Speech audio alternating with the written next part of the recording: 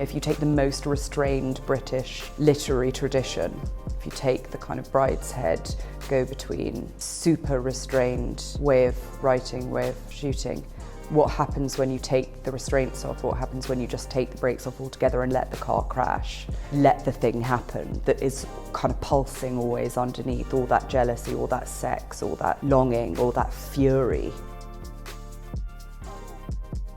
I was just interested in this story and absolutely in masculinity in the way that obsession and desire is particular to men, I suppose, in a certain way. It just so happens that this kind of gothic subgenre of Something Happened in the Country House One Summer tends to involve a kind of close male friendship. This is a story that could have equally been about women too.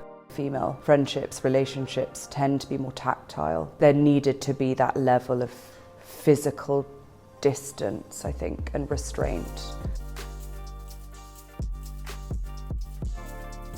When it came to meeting Barry, he sat down and then he told me all the ways in which he was Oliver. He engaged with the difficulty of that character in a very honest way. And actually I've had it with every actor I've worked with.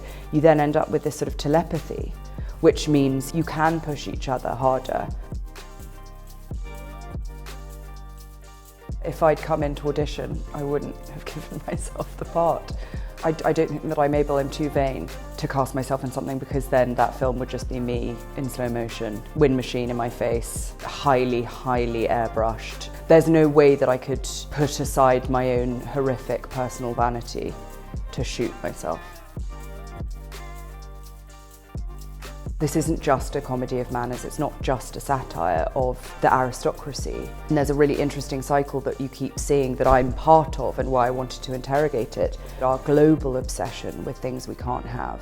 It's about the people who want it. Those of us who feel we should know better, but we are still on our knees.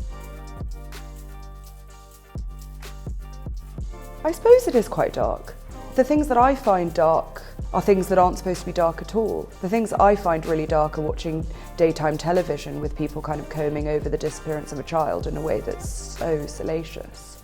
And then talking about cookery tips. I find that very dark. The things that people watch and listen to, myself included, are quite extreme. And so therefore, in many ways, my work isn't dark enough. I like making things that are different, so I don't want it to feel the same as this film. You know, you can't escape yourself, I guess, so it probably will be a bit.